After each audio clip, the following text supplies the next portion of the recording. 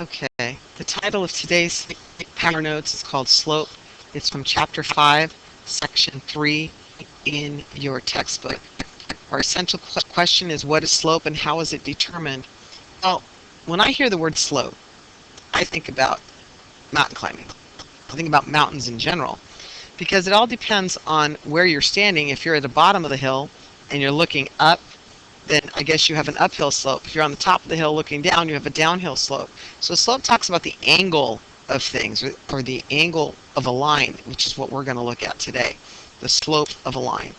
And you'll see some things I've written on the top of your notes there. That slope is the same as the letter M, right? We'll use that letter M when we talk about slope. That represents a fraction, and that fraction is rise divided by run. I hope a lot of people remember this from last year. And I have something a little bit different on your paper than I have up here on the board. Some of you remember the formula like this: y2 minus y1 divided by x2 minus x1. You'll notice I left the numbers off. And the reason I left the numbers off is this: we don't need the numbers. Okay? So we're going to kind of forget about those numbers. It's y2, y1, x2, x1. We're going to kind of forget about the numbers. Just leave it as y's and x's. Okay, and I'll show you why in a bit. And that's the same thing as we're talking basically about vertical change divided by the horizontal change.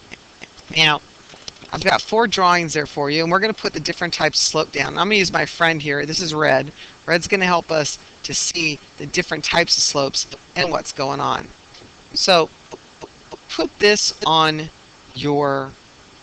draw this line on your first graph there on your left. And the way we're going to determine about slopes is we're going to use red here. If Red's walking along and then she hits this line, what direction is she going? Exactly, she's going up. Now, if we have to decide, is up positive or negative? It's positive. So we're going to write the word positive there. This is a positive slope. Some examples of a positive slope could be 3 2/3. Okay, these are examples of positive slopes. Okay, you could have a fraction or a whole number. Okay, then let's go way over here to this one on the far right, and I want you guys to draw that one. And then borrow red here. So red's going to come along, and now she's going downhill. And because she's going downhill, this would be our negative slope, right? So let's write that down. Negative slope. And some examples of what a negative slope would look like. We could have -5, -4/3. Okay, it could be improper. Okay, we're going to talk about how this works on a line in a second. We're just kind of getting the idea of what things look like. Okay, over here on the left, bottom left there, you have a drawing as well as a graph. And I'd like you to put a horizontal line on that. And let's get red again. And red's walking along. Red can walk on that, right? But if it's something that's, think about it, if it's not positive and it's not negative, what could it possibly be? Well, if it's not positive and it's not negative, let me move red out of the way here for a second. If it's not positive or it's not negative, it's considered 0, right? It's the only other number. It's the only number that's not positive or negative. So we have a positive slope, a negative slope, and a 0 slope. So here we would say that the slope would equal 0. It's a flat line. Doesn't go up, doesn't go down. So I'm sure you can guess what this one's going to look like. Okay, if I get to, there it is. This one's going up and down. Well, let's borrow red here for a second.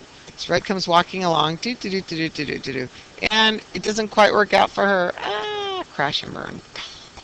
Okay, so if red can't walk on it, then this is a slope that we call undefined. Okay, and the way that looks like in math is we might have, let's say this is 1, 2, 3. This would be 3 divided by 0. And remember, we can't have anything divided by 0. Let me fix red because that bothers me. Leave it right there. Okay, we can't have anything divided by 0. Remember, 0 on the denominator means that something's undefined, that we can't figure it out. It's undefinable in our terms. So these are our different 4 kinds of slopes that we're looking for: positive, negative, 0, and undefined. Now let's take a look on this graph here, and I drew a line for you on your graph, and we're going to talk about slope. Now we see that this is going uphill, right? If Red was walking along, she'd go uphill. So we know it's positive. So we know our slope has to be a positive number. Okay? And we know slope is a fraction because it's rise over run. So I can kind of preset that up. And now what I want to do is I want to look on the line and I want to find places where it is exactly crossing. So it's exactly crossing here and exactly crossing here. Okay? So we kind of see how this doesn't cross right in the middle of the crosshairs. That one doesn't either. You can see that on your paper too. In fact, I put those two dots on there to show exactly where it's crossing. Let's see if we can find some more where it's exactly crossing there. There's one right there. There's another one up here. And you kind of see there's a pattern to it. One right there. Okay? You kind of see it goes like every so many spaces. So let's kind of figure this out. So remember, we're talking rise divided by run. So rise is up and down, right? So let's pick a point. Let's pick this one point here. And let's count how many boxes are we going to have to go up to get to this. It's like street blocks going from your house to someone else's house. So 1, 2, 3. We're going to have to rise 3. That's positive 3 because we're going up. 3. And then we're going to run. Remember, run is sideways. So we're going to run to the right from there. 1, 2. So we're going to run positive 2. So if we know our slope is positive 3 over positive 2, our answer then is just 3 over 2. That's how we find the slope, by looking at a graph. Now what if we didn't see these two? What if we saw these further out? Things like that. Well, let's see what happens if that's the case. Okay, let's count this one here. Let's go from this one, which I didn't do that right. It's right here. Did I put it on right? Yeah, I did. Right there. Okay, so 1, 2, 3, 4, 5, 6, 7, 8, 9. I should go up 9. Okay, 9. And then 1, 2, 3, 4, 5, 6. So I went up 9 and I went over 6. If I do that again, 9 over 6, that reduces down to 3 over 2, doesn't it? I could have kept on going. I could have done 9, 10, 11, 12. What if I went up 12? From here to here is 12. And then I went 1, 2, 3, 4, 5, 6, 7, 8, 9. It went over 9. Excuse me, 8. 12 over 8. And 4 goes into both of these, right? And again, I get 3 over 2.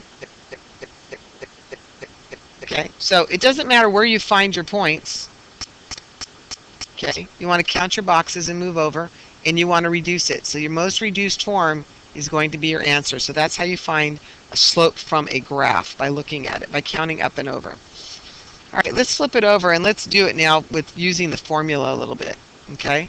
And I'll tell you why I don't care about the 1s and the 2s. So let's find the slope, and we're going to use the points 3, -4, and -1, 2.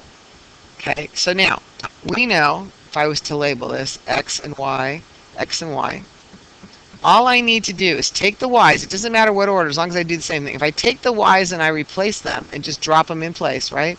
Take the y -4 here and put the 2 there. Same thing with the x's. Just grab them and just drop them in the right place like that. Okay? Once you do that, we have something ready to go. And all we have to do is solve it. So we have slope equals, here I have a -4 and a -2. That's -6. And remember this double negative sign, so we're going to make it plus. So 3 plus 1 is 4. We can't leave it this way. We've got to reduce it, right? So we're going to do it again. M equals, and it stays negative, and 2 goes into both numbers, so we get 3 over 2. So this is our final answer. So you don't have to get hung up with the whole y2, y1. Just grab the y's, put them on top, grab the x's, put them on the bottom. And it's almost like I wish I was there to show you guys. So you just grab your hands, just grab them, boom, boom, boom, boom. Don't worry about order, just grab the one on the left, put it on the left, grab the one on the right, put it on the right. It does not matter which way you go. Okay, let's do it again. Let's find the slope.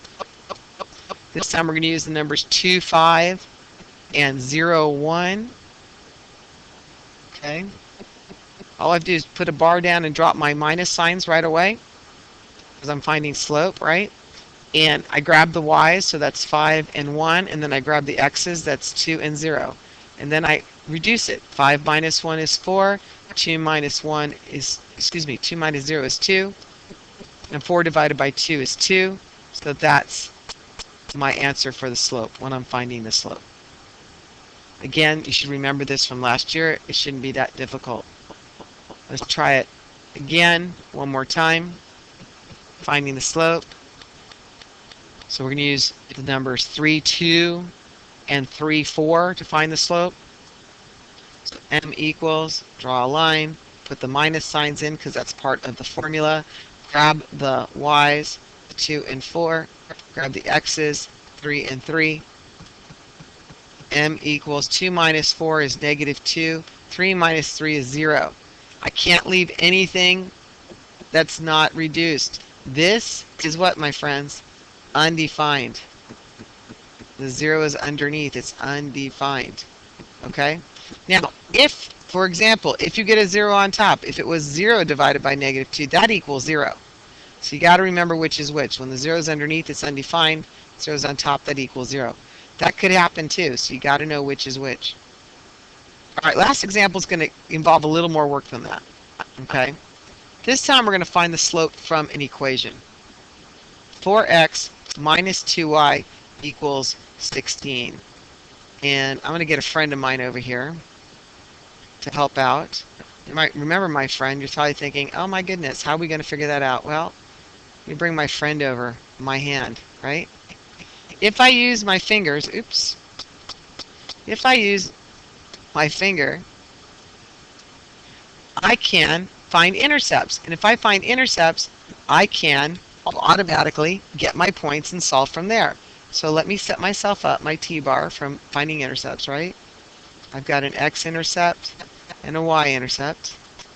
And I'm going to take my finger to find the x-intercept. I'm going to cover up the y. I don't need that. So I'm going to write 4x equals 16. Divide both sides by 4. And I find out that x equals 4. So my first point is 4, 0. Then I'm going to find my y-intercept. So I'm going to cover up the x. I'm going to write negative 2y equals 16. Divide both sides by negative 2. And I find out that y equals negative 8. So my other point is 0, negative 8. So now what I'm going to do is, set my finger aside, I'm going to do my slope. M equals, draw my line, minus signs, grab the y's, which in this case are 0 and negative 8, and drop them in, so 0, negative 8. Grab my x's, which are 4 and 0, drop those in, 4 and 0, and now I just use my math here, a little order of operations. 2 negatives make a positive, so 0 plus 8 is 8, 4 minus 0 is 4, 8 divided by 4 is 2, and I found the slope of a line. This is a little bit more involved, but as you can see, yeah, you didn't get the points, but all you have to use is use your finger, get the intercepts. Once you have the intercepts, drop them in the formula, and you're ready to go.